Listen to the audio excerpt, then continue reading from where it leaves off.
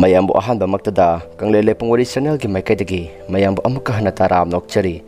hoji manipur da thoklibi irang asina maram oiraga matam kuina wari thaga sabang amjakidrei masigi damakta mayamna ngakpi wa haidon hajari ngasidagi horaga wari su sangnai hapangam da bahona jaraki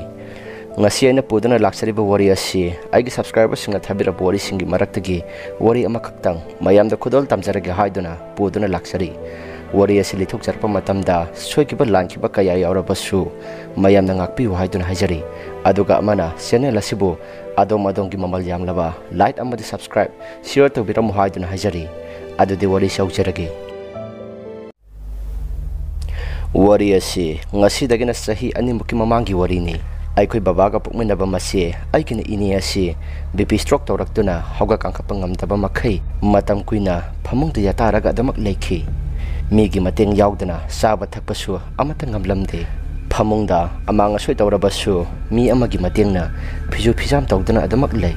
amangba phising adusu aisu marakta satlaga subusu yawi adabu aidi yum panjari banina toina satlaga subudi ngamde inegi mamongna piadusu kaya ningthijana inegi seba tawbang oiramde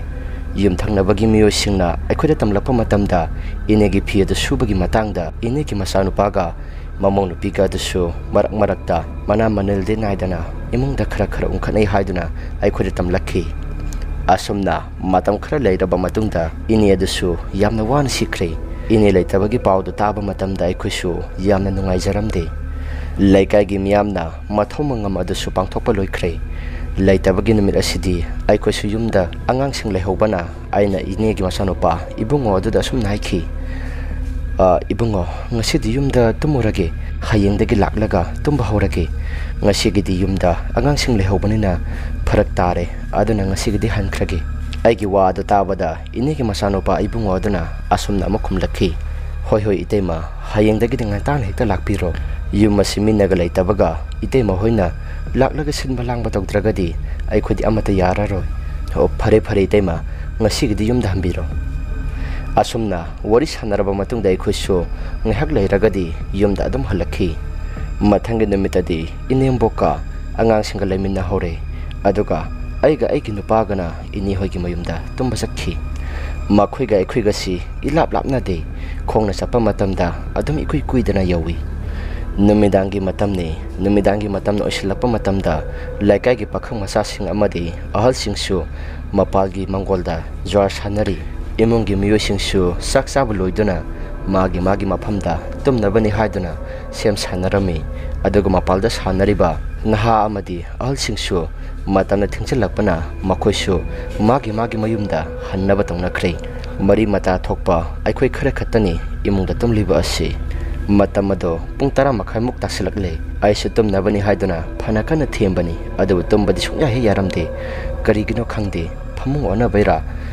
aina adumna tumba yadana leiringa tanja aduda inena hipnaramba kaadudagi inena lokhubagi khonjalama yamna kana tarakhi aisu tawrakliba mawng matawduda karino khanduna aisu isada swai lawa ma phawsakhi aina aigi nupada masa nomlaga tapna kawi adubu aigi nupadi ngantana tumkhibana pakhokduk labasu mahakti hagwate lok khurakpagi makhola dusu sapekta lepkhre aduga ngahak leiraga minit mga tara kanaraga mi amana nahebagi makholda amuksu tawrakhi tawriba mawng singa sida isu isa sikibana yadrabani adu handakti aigi nupa asi tanaba kauragi haiduna masa yamna kana nomlaga kaukhi adu aigi nupa so mamising laktuna karino haiduna hangi maduda aina yamna pakhana asumna pauktangki nipa tadabra inina tumlamba ka asidagi kanano nupi amagi khonjelda inigi khonjel somale ngasai ahanba aina nang hokdokpa kangido maduda loksu khurai aduga hojingna amukso nahi bagumna su tawi masi karino mani ai tumba yamna kire aina hairiba wahai singa da tabada aigi nupana mo asumna khumlakhi hera nupi kadai dagi noda nang sisu onthokpa kaisu tawramoida nangna kina tumbadada nangna bhapna pungsada sakapo oiramgani nungaina tumtho hayangantana satna batoksi aigi nupana adumna haraklaba matungda isu kina aduma tumthakhi adubu tumthabadi pakita yaramde nongalaba matungda aikhoisu yumda hannabani haiduna tawnarami numisimade aikhoisu yumda tumle ꯑꯗꯨꯕꯨ ꯃꯊꯪꯒꯤ ꯊꯪꯅꯕ ꯅꯨꯃꯤꯠꯇ ꯑꯍꯤꯡ ꯌꯥꯔꯛꯅꯕꯅꯤ ꯍꯥꯏꯗꯨꯅ ꯑꯩꯒꯤ ꯅꯨꯄꯥꯅ ꯆꯠꯂꯨꯁꯤ ꯍꯥꯏꯔꯛꯈꯤ꯫ ꯑꯩꯁꯨ ꯇꯟꯅ ꯆꯠꯇꯕꯗꯤ ꯌꯥꯗꯕꯅꯤꯅ ꯑꯗꯨꯃꯛ ꯆꯠꯈꯤ꯫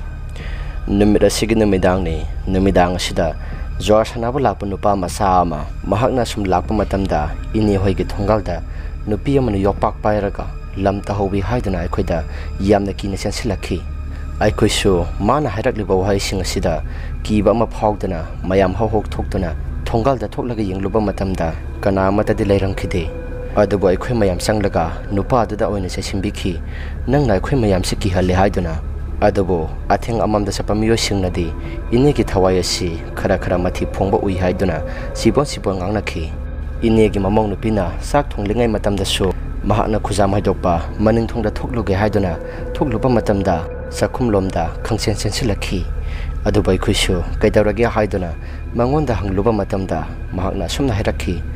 ꯑꯩꯗꯤ ꯈꯨꯖꯥꯝ ꯍꯩꯗꯣꯛꯄ ꯊꯣꯛꯂꯨꯕꯅꯤ, ꯑꯗꯨꯕꯨ ꯑꯩꯈꯣꯏꯒꯤ ꯃꯅꯤꯡꯗ ꯍꯧꯔꯤꯕ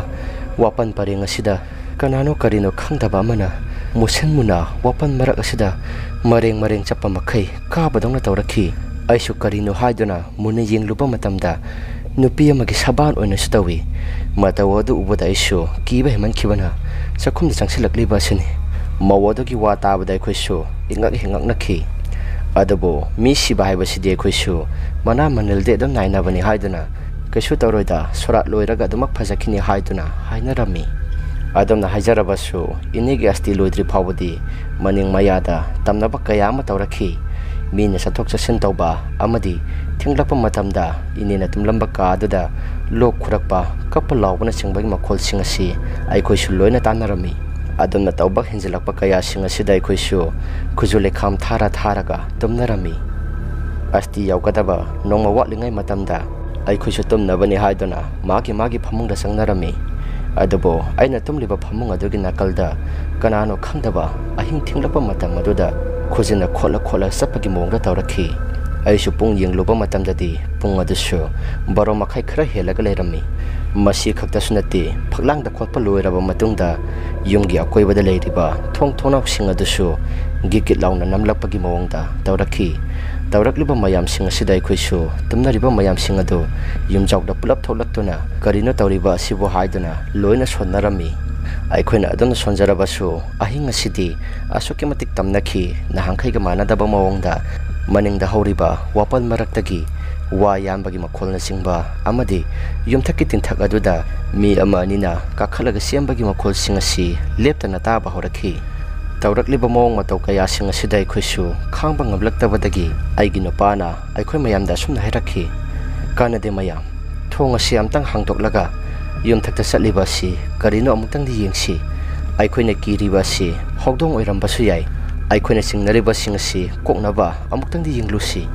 ꯑꯩꯒꯤ ꯅꯨꯄꯥꯅ ꯑꯗꯨꯝꯅ ꯍꯥꯏꯖꯔꯕꯁꯨ ꯑꯩꯅ ꯌꯥꯔꯝꯗꯦ꯫ ꯃꯌꯥꯝꯁꯨ ꯂꯣꯏꯅ ꯀꯤꯅꯕꯅꯤꯅ ꯑꯃꯠꯇ ꯌꯥꯅꯔꯝꯗꯦ꯫ ꯑꯁꯨꯝꯅ ꯑꯩꯈꯣꯏꯁꯨ ꯀꯤꯅ ꯅꯣꯡꯉꯥꯟꯕ ꯌꯥꯝꯅ ꯋꯥꯅ ꯉꯥꯏꯖꯔꯝꯃꯤ꯫ ꯅꯣꯡꯉꯥꯜꯂꯕ ꯃꯇꯨꯡꯗ ꯑꯩꯈꯣꯏꯁꯨ ꯑꯁꯇꯤꯒꯤꯗꯃꯛꯇ ꯁꯤꯟꯕ ꯂꯥꯡꯕ ꯇꯧꯅꯔꯝꯃꯤ꯫ ꯉꯔꯥꯡ ꯑꯍꯤꯡꯒ ꯑꯃꯠꯇ ꯇꯨꯝꯅꯔꯨꯗꯕꯒ ꯏꯁꯥ ꯏꯔꯨꯁꯨ ꯏꯇꯟ ꯇꯟꯅꯔꯝꯃꯤ꯫ ꯏꯅꯦꯒꯤ ꯃꯆꯥꯅꯨꯄꯤ ꯑꯃ ꯃꯌꯨꯝ ꯄꯥꯟꯈꯤꯕ ꯑꯗꯨꯁꯨ ꯃꯍꯥꯛꯀꯤ ꯃꯆꯥꯅꯨꯄꯤꯒ ꯄꯨꯂꯞ ꯂꯥꯛꯈꯤ꯫ ꯑꯗꯨꯕꯨ ꯌꯥꯝꯅ ꯉꯛꯄ ꯊꯧꯗꯣꯛ ꯑꯃꯅ ꯏꯅꯦꯒꯤ ꯃꯆꯥꯅꯨꯄꯤꯒꯤ ꯃꯆꯥ, ꯏꯅꯦꯒꯤꯅ ꯃꯁꯨ ꯑꯁꯤ ꯏꯅꯦꯅ ꯍꯤꯡꯂꯤꯉꯩ ꯃꯇꯝꯗ ꯌꯥꯝꯅ ꯂꯨꯅ ꯇꯧꯖꯔꯝꯕꯅꯤ꯫ ꯑꯗꯨꯕꯨ ꯑꯉꯥꯡ ꯑꯗꯨꯅ ꯊꯣꯡꯒꯥꯜꯗ ꯍꯦꯛ ꯌꯧꯔꯛꯄ ꯃꯇꯝꯗ ꯈꯪꯍꯧꯗꯅ ꯋꯥꯟꯊꯔꯛꯈꯤ꯫ ꯏꯅꯦꯒꯤ ꯃꯆꯥꯅꯨꯄꯤ ꯑꯗꯨꯁꯨ ꯃꯆꯥꯅꯨꯄꯤꯅ ꯑꯗꯨꯝꯅ ꯋꯥꯟꯊꯈꯤꯕ ꯑꯗꯨꯗ ꯄꯥꯈꯠꯄ ꯍꯦꯟꯃꯟꯈꯤꯕꯅ ꯀꯣꯏꯂꯥꯎ ꯍꯦꯛꯇ ꯂꯥꯎꯔꯛꯏ꯫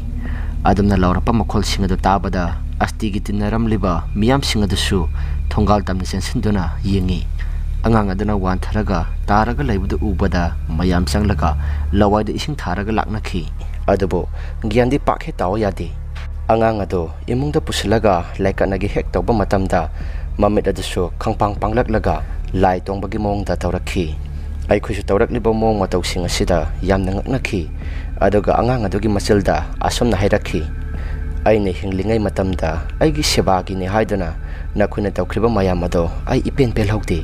ꯑꯗꯨꯒ ꯑꯃꯅ ꯑꯩꯒꯤ ꯏꯁꯨꯅꯨꯄꯤ ꯑꯁꯤ ꯑꯩꯅ ꯌꯥꯝꯅ ꯂꯨꯅ ꯇꯧꯖꯈꯤꯕꯅꯤ꯫ ꯑꯗꯨꯕꯨ ꯅꯣꯡꯃꯇ ꯑꯩꯅ ꯅꯥꯗꯨꯅ ꯐꯃꯨꯡꯗ ꯍꯤꯞꯇꯨꯅ ꯂꯩꯔꯤꯉꯩ ꯃꯇꯝꯗ ꯃꯍꯥꯛꯅ ꯑꯩꯒꯤꯗꯃꯛꯅꯤ ꯍꯥꯏꯗꯨꯅ, ꯃꯕꯣꯛꯀꯤꯗꯃꯛꯇꯅꯤ ꯍꯥꯏꯗꯨꯅ ꯑꯆꯥ ꯑꯊꯛ ꯑꯃꯠꯇ ꯄꯨꯔꯛꯇꯦ꯫ ꯑꯗꯨꯅ ꯑꯉꯥꯡ ꯑꯁꯤꯒꯤ ꯊꯋꯥꯏ ꯑꯁꯤ ꯑꯩꯅ ꯄꯨꯗꯅ ꯀꯩꯗꯧꯅꯨꯡꯗ ꯁꯨꯡꯆꯠ ꯆꯠꯂꯣꯏ꯫ Angang adugi masilda adum solakpa aduda aikhoi mayamsu khangnare sangliba thawai asi inegi thawai ni haiduna. Inegi masanupi adusu masada pakhakhibana masilda amuk solai.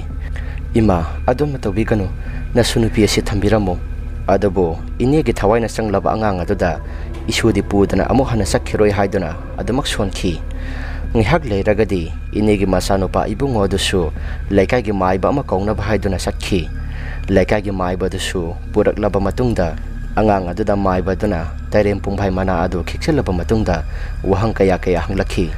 Karigino nangna mara lejatraba angang asida nangi sikraba thawai aduna sangsiliba asi nangi apambado karino hayo adubu angang asigi thawai di nangna puduna sapa yaroi. Angang asi nasanupi na numit ha yengjabagom yengjaribani adubu nangna nasunupi sinungsi haiduna nangna pukrabadi nasanupi asidi mamitagi mapi kanglaroi aduna nangna pamba atopa mahayo aikhoi ngamnaba pige. Maibaduna adum na hairakpadagi inegi thawai sanglaba angang aduna asum na hairakhi. Phare adudi ai isunupi gi thawai asi ai thamlam lage adubu yen amubi amadi ai gi damaktani haiduna nakhuni yelhing thau maduda ai hankhige.